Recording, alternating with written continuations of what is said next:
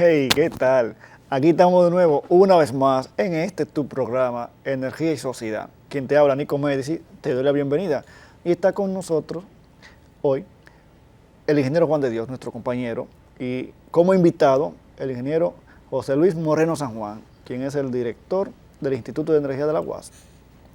Y en una ocasión anterior que estuvo, habíamos quedado que iba a venir de nuevo para compartir con todos nosotros el programa de transición energética que ha preparado el Instituto de Energía.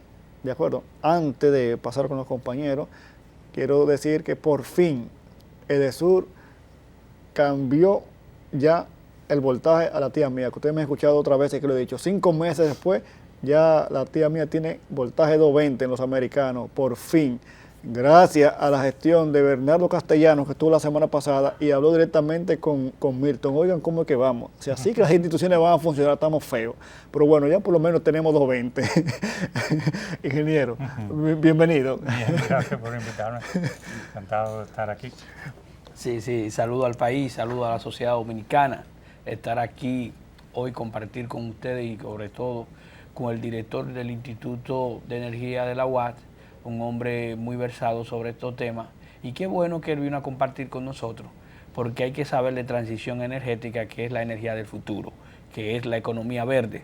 Profesor, ¿cómo está? ¿Cómo se siente? Cuéntenos. Muy bien. ¿Cómo anda la energía del país? Bien, el tema de la transición energética no es solamente de la parte del sistema eléctrico, es el consumo de energía a nivel general y es incluso un cambio de la cultura del consumo de energía. No es solamente el cambiar fuentes fósiles por renovables, sino tratar de eficiencia. Lo que conlleva todo eso. Lo que sí, y tiene mucho que ver con la movilidad del transporte en sentido general, de carga y de pasajeros, que también tiene que tomarse en cuenta en todo esto que es la transición. Pero también, como les decía, cómo consumimos energía. Pensar en términos de consumir lo menos posible, o sea, y hacerlo de la mayor eficiencia posible. O sea, pero evidentemente el enfoque muchas veces se va hacia la parte eléctrica. Exacto. Normalmente cuando se habla de energía, transición energética, se cree que solo la electricidad de la casa o de las edificaciones. Pero es bueno recordarle a aquellas personas que son expertos, ¿verdad?, que para el estudio, análisis y programas de energía se divide por sectores. Está el sector transporte, sector edificación, sector industrial, que son los 3 principales que están casi en todos los países. Ya dependiendo del país está el sector terciario, por ejemplo en España, aquí está el sector construcción y así.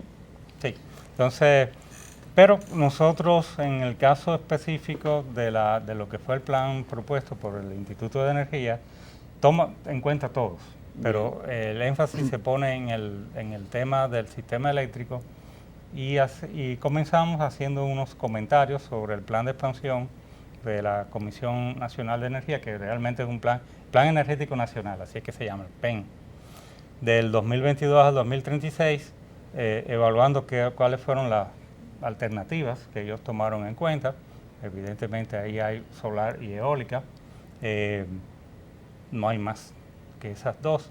¿Solo esas? Solo eso, muy poco de biomasa y evidentemente que llegaron hasta el 2036 con un aumento de la participación de las renovables, de manera que más o menos para el 2030, en términos de energía, el 30% de la generación se puede hacer en base a renovables, una cantidad de día y otra diferente de noche, claro, de noche muy poca, de día la mayor parte, y un incremento también vamos a decir, del uso de la eficiencia de la energía en las edificaciones y demás, que está puesto ahí en su plan.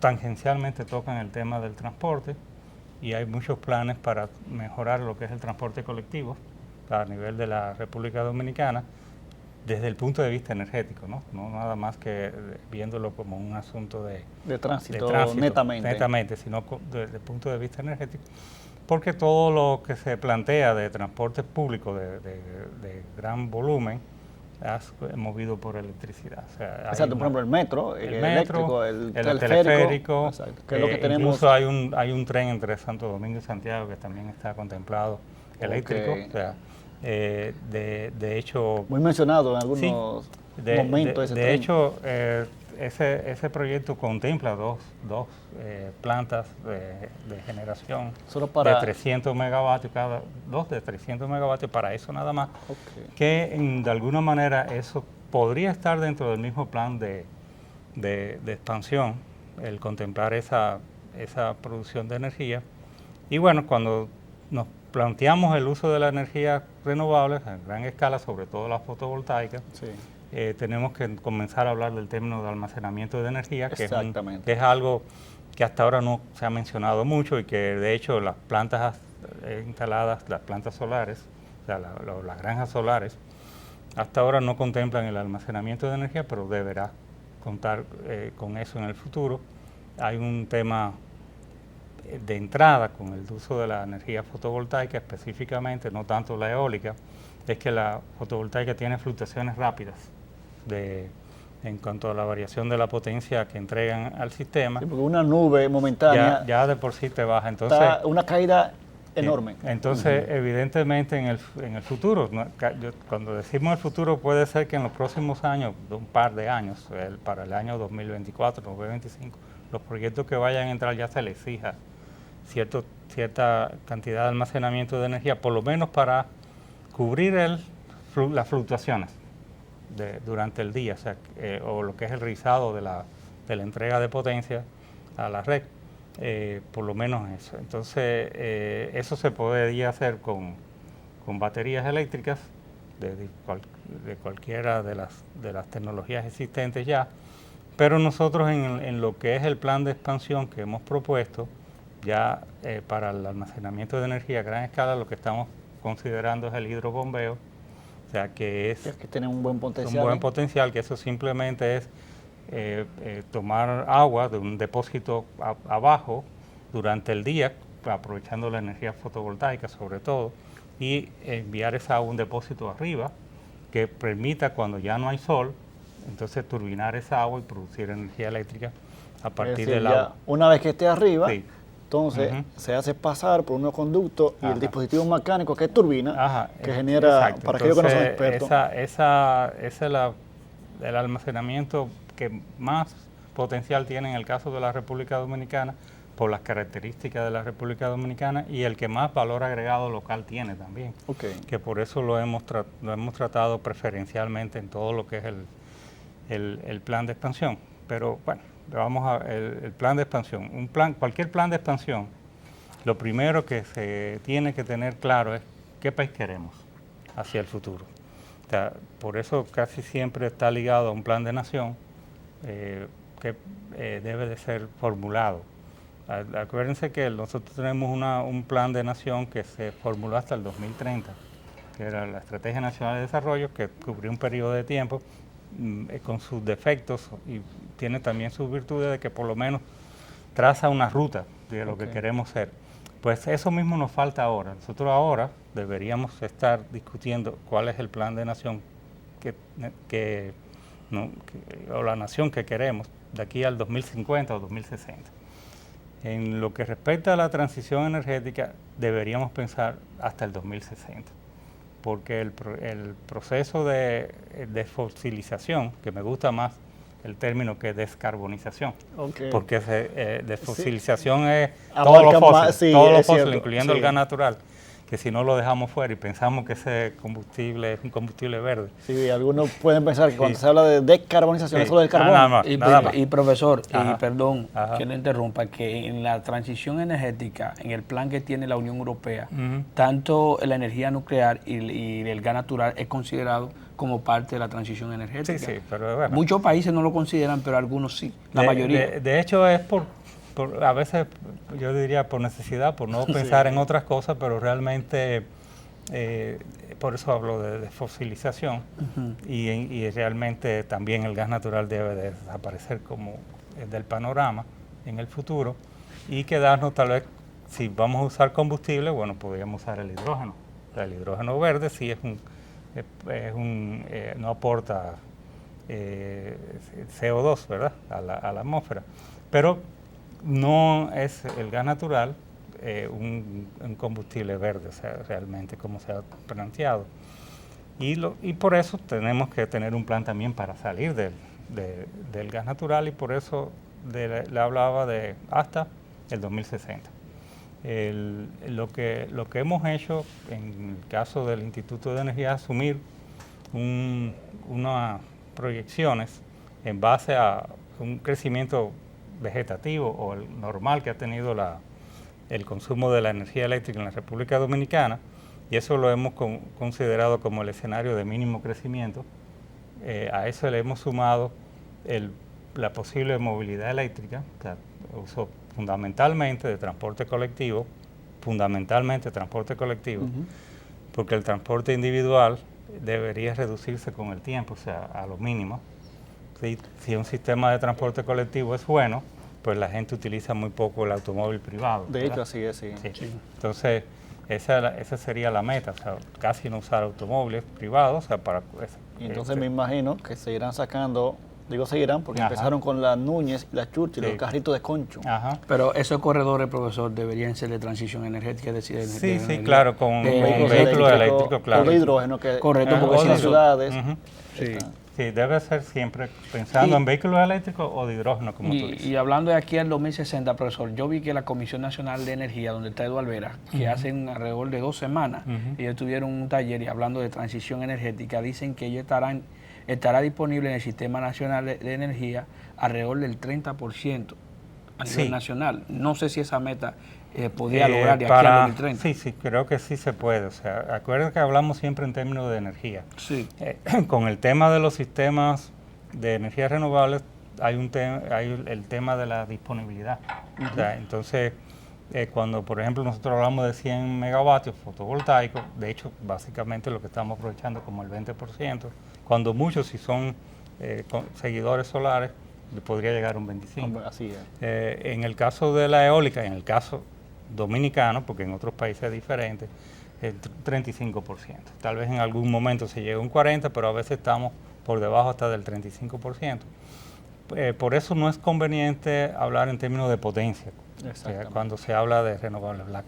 La planificación se cambia a términos de energía, y entonces en función de esa energía buscamos cuál es la potencia requerida, y en función de esa energía también buscamos cuánto se necesita de almacenamiento de energía hacia el futuro. O sea, y se formulan los planes en función de esas necesidades de energía, básicamente.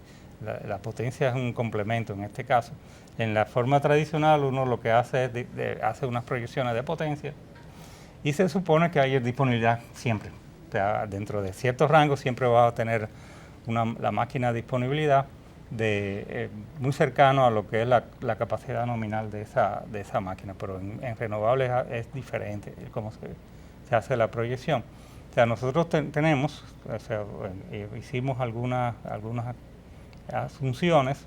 O sea, tenemos lo que es la hoja 1, si la pueden pasar o proyectar ahora eso que es la hoja 1, y ahí lo que tenemos es dos tablas, que es proyecciones máximas y proyecciones mínimas. Se tomó cuál es la demanda máxima a las 12 del día y la demanda máxima a las 9 de la noche, y se proyectó cuál es ese pico de potencia en este caso hasta el 2050, y después se agregó el 2060 porque en las proyecciones que hicimos nos dimos cuenta de que no era posible terminar de fosilizar la matriz hasta 10 años después. La proyección de la demanda tiene un crecimiento decreciente porque estamos asumiendo también de que vamos a aumentar la eficiencia del consumo de energía y vamos a cambiar la cultura del consumo de energía. Eso tiene que ser parte de la meta de la transición, y por lo tanto comenzamos con unos crecimientos o unos incrementos alrededor de un 5 o un 6%, y vamos decreciendo hasta un 3% en el caso de las proyecciones máximas y hasta un 2% en el caso de las proyecciones mínimas. A partir de esas, lo que hacemos es una estimación de lo que es la cantidad de energía, que eso estaría en la hoja 2, Okay, la página 2, sí, la página 2, de cuánto es la energía que vamos a estar necesitando suplir hasta el 2060. Hicimos un ejercicio de cuál sería el costo nada más que de suplir la generación hasta ese momento, ¿no? O sea, y después tenemos dos tablas más, que son las tablas 3, también con un máximo, proyecciones máximas y proyecciones mínimas, que lo que ponemos ahí simplemente son unas metas de qué % de participación deberían tener cada una de las fuentes de energía. Y en función de estas metas, entonces lo que hacemos es proyectar la capacidad requerida de cada una de las fuentes de energía. También usando el mismo criterio de día a las 12 del día y de noche a las 9 de la noche de cada día. Hay un factor a considerar que así como estamos variando la cultura del uso de la energía, o sea que por eso muchas veces cuando hablamos de transición energética yo menciono que debemos educar sobre lo que es la transición energética desde las escuelas. Sí. Es decir, que deberíamos tener algunas asignaturas ya desde la primaria, en la enseñanza media y hasta en las universidades donde nos den este tema de la transición energética, qué significa.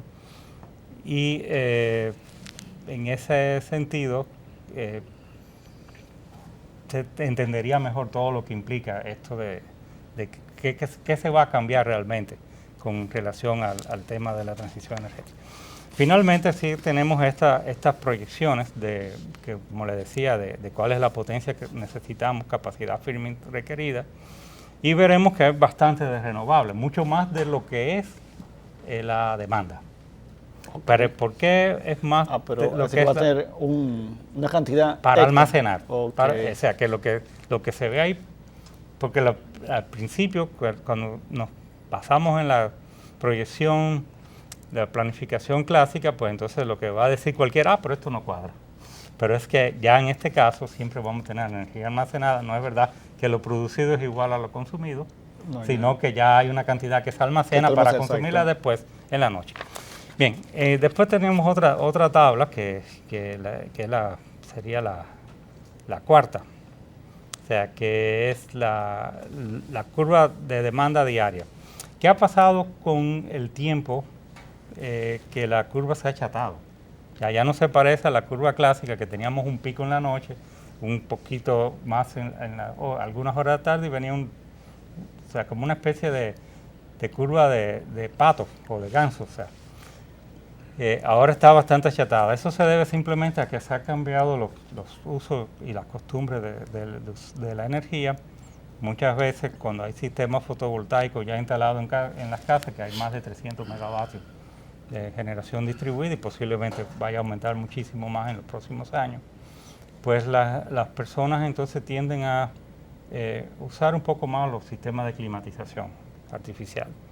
Y se empata la demanda de la tarde con la demanda de la noche, porque la curva cuando es sistema fotovoltaico decae a las horas finales de la tarde, pero sigue encendido los sistemas de climatización, y entonces consumen de la red.